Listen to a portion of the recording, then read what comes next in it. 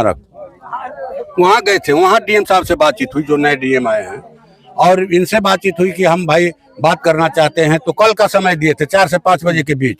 4:18 पर हमने 4:12 पर फोन किया तो फोन रिसीव नहीं किए, इसी सवाल पर कि भाई क्या कॉल बैक आया? नहीं, बिल्कुल नहीं आया। हमने एसडीओ साहब को अपनी नाराजगी जताया कि अच्छी बात नहीं है। एक दिन और फोन किए थे, नहीं उठाए थे।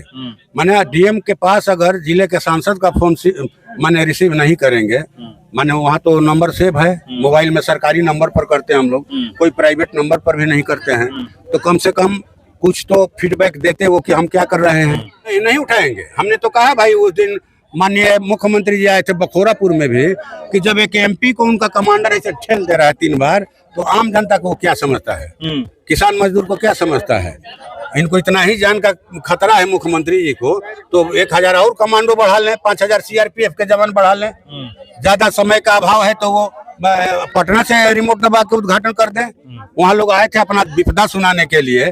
पूरा इलाका माने जलमग्न है, बाढ़ का पानी जो है आरा शहर की तरफ भाग रहा है, और आपके पास समय नहीं है बात करने के लिए। खाली वोट के टाइम में आइएगा, वोट चाहिए खाली आपको। और जिले के जो नए अधिकारी हैं उनके लिए संदेश है ये कि ये जिला लड़ने वाला जिला है, लड़ाकू जिला है, ठीक ना। ये लड़ाकू जिला है। अपनी रोजी रोटी को बचाने के लिए, अपने स्वाभिमान को बचाने के लिए हम लोग सड़क पर आएंगे। बाढ़ का पानी उतरे इसके बाद आएंगे। आप कह रहे हैं कि सड़क पे आइएगा, देंगे ये नहीं दिखेगा कि फसल कितना बर्बाद हुआ। सड़क का बर्बादी का बात नहीं है। सड़क डूबने का मुआवजा नहीं चाहिए हमको, फसल बर्बादी का मुआवजा चाहिए। विधानसभा में भी यहाँ के माननीय विधायक जी ने, राहुल तिवारी जी ने क्वेश्चन किया था ठोकर बांध के संबंध में या बाढ़ क्षेत्र घोषित करने के संबंध में, लेकिन जो नीतीश सरकार के मंत्री का जवाब जो है वो बहुत ही भ्रामक था। कहीं कोई ठोस आश्वासन नहीं। तो देखिए, मैं आपको दिखा रहा हूं कि यहाँ पर सांसद सुदामा प्रसाद जी पहुंचे हुए हैं। करूंगा इनसे जानने का प्रयास करूंगा। साथ में इनके मैं आपको दिखा रहा हूं कि जो विधायक प्रतिनिधि बबलू राय भी यहाँ पर पहुंचे हुए हैं। तमाम लोग यहाँ पर पहुंचे हुए हैं। यहाँ पर आप देख सकते हैं कि जो शाहपुर प्रखंड प्रतिनिधि पुतुल साहब वो हैं, मदन यादव हैं, और तमाम लोग यहाँ पर पहुंचे हुए हैं। और देखिए यहाँ पर क्या क्या व्यवस्था है, क्या हो रहा है उसका निरीक्षण कर रहे हैं, देख रहे हैं। और गौरा पुल के पास यहाँ पर, और देखिए यहाँ पर जो चीज बांटा जा रहा है वो मैं आपको दिखा रहा हूँ कि यहाँ पर किस तरह से लाइन में ला कर लेने का आग्रह कर रहे हैं कि लाइन में आप लोग ला करके लीजिए। और यहाँ पर देखिए किस तरह से, ये देखिए ये लोग ये कह रहे हैं कि यहाँ पर जो एम्बुलेंस पहुंची हुई है और यहाँ पर मुफ्त सेवा फ्री सर्विस और जो जो व्यवस्था है और जो भी यहाँ पर दिया जा रहा है। मैं इसको सवाल करूंगा इनसे कि यहाँ पर आप देख सकते हैं कि किस तरह से यहाँ पर अभी आप पहुंचे हुए हैं, और सबसे बड़ी समस्या यहाँ पर क्या है, आपको क्या दिखा? देखिए, सबसे बड़ी समस्या ये है कि जिला प्रशासन जो है, ब्लॉक के अधिकारी तो लगे हैं, अनुमंडल के भी अधिकारी लगे हैं, लेकिन जिला प्रशासन पूरी तरह से संवेदनहीन बना हुआ है। सरकार पूरी तरह से संवेदनहीन है, चाहे वो केंद्र की सरकार हो या राज्य की।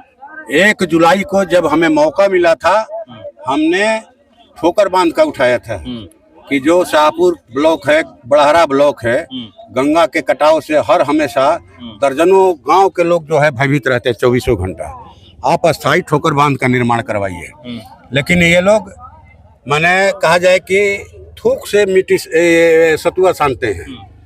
आप बरसात के दिनों में मिट्टी की बोरी रखवाइएगा तो वो कटाव निरोधक काम होगा, वो नहीं होगा, वो लूट होगा, बाढ़ लूट होगा। तो ये लोग हर साल यही करते हैं। हम तो 15 अगस्त को आए थे, 9 अगस्त को पार्लियामेंट का सेशन खत्म हुआ और हम यहाँ 15 अगस्त को आए थे।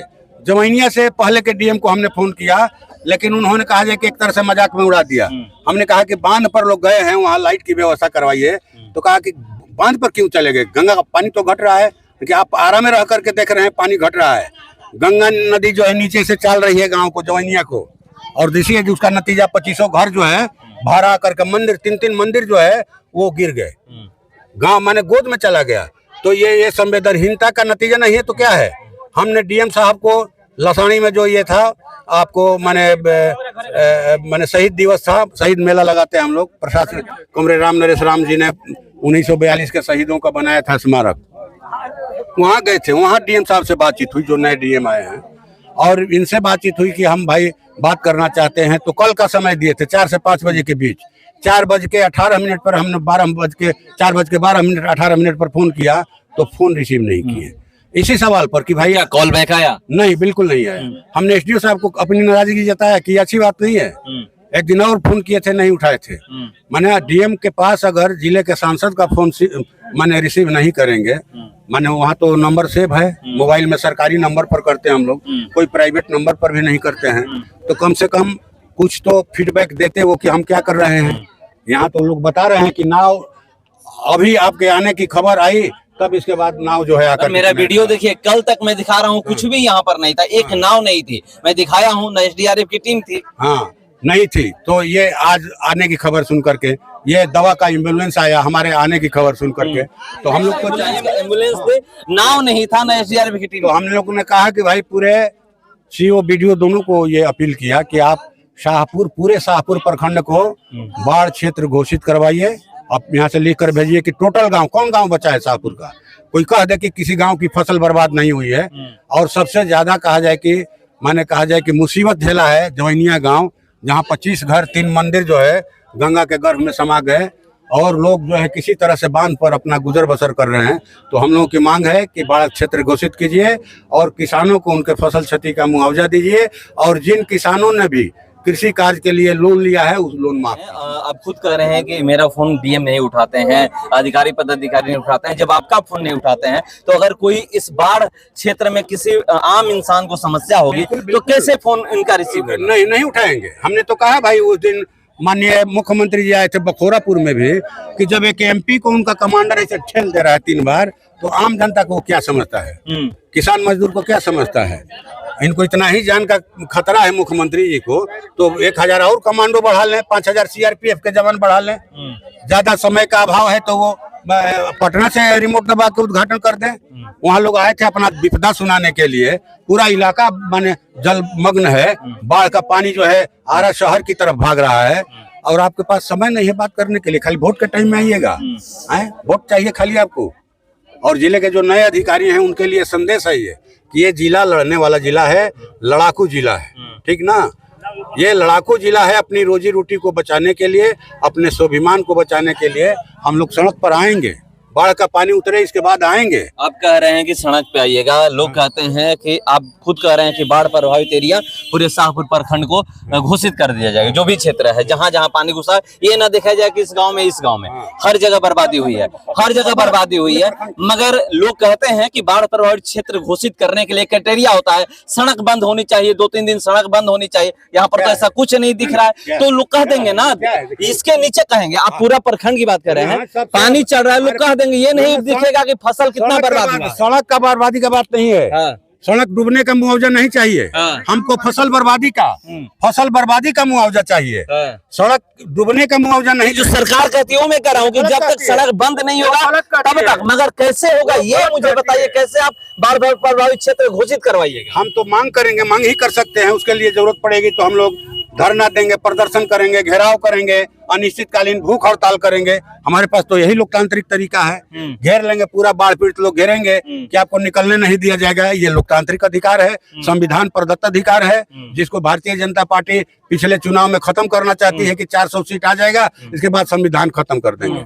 तो खैर बहुत सारी बातें हैं। नहीं, मैं सवाल इसलिए कि 2021 में बाढ़ आया था, पूरा चंदा केवटिया से आगे तक जाइए, पूरा सड़क बंद हो गया था, उसके बावजूद भी बाढ़ प्रभावित क्षेत्र घोषित नहीं हुआ था शाहपुर पर के विधानसभा में भी यहाँ के माननीय विधायक जी ने, राहुल तिवारी जी ने क्वेश्चन किया था ठोकर बांध के संबंध में या बाढ़ क्षेत्र घोषित करने के संबंध में, लेकिन जो नीतीश सरकार के मंत्री का जवाब जो है वो बहुत ही भ्रामक था, कहीं कोई ठोस आश्वासन नहीं। मैं 2022 से यहाँ पर कटाव को लेकर के आवाज उठाता रहा हूँ, खबर दिखाता रहा हूँ। हाँ, तो ये उठाते रहे, अच्छी बात है, आपका चैनल उठा रहा है, फिर उठाइए। और हम लोग अस्थायी हल चाहते हैं।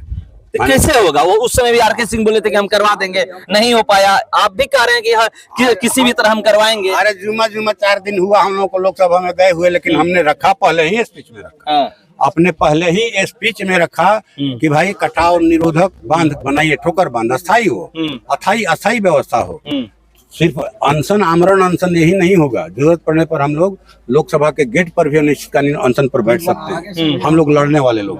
तो देखिए कह रहे हैं लड़ने वाले लोग हैं यहाँ पर पहुंचे हुए थे और सबसे बड़ी समस्या है कि इस पूरा क्षेत्र को बाढ़ प्रभावित क्षेत्र घोषित कराया जाए, क्योंकि कुछ भी बचा नहीं है, सब कुछ बर्बाद हो चुका है। मगर 2021 का बाढ़ में देखा हूं और वहां पर उस समय बाढ़ प्रभावित क्षेत्र घोषित नहीं हुआ था, जबकि नाव से मैं बउआ बड़हमसा अगर आप आगे नीचे आइएगा पानी ही पानी दिख रहा था, वहां से नाव पे चढ़ करके मैं चारों तरफ गया था रिपोर्टिंग कर रहे हैं, उसके बावजूद भी बाढ़ प्रभावित क्षेत्र घोषित नहीं हुआ था। अब देखते हैं सांसद महोदय कह रहे हैं कि हम बाढ़ प्रभावित क्षेत्र घोषित करवाएंगे, क्या बाढ़ प्रभावित क्षेत्र घोषित करवा देते हैं। अगर बाढ़ प्रभावित क्षेत्र घोषित हो जाएगा तो शायद यहाँ के जो भी जनता परेशान है, जिनका भी फसल बर्बाद हुआ है, उनको जरूर राहत मिलेगा। फिलहाल इस खबर में इतना ही, बने रहिए हमारे साथ। नमस्कार।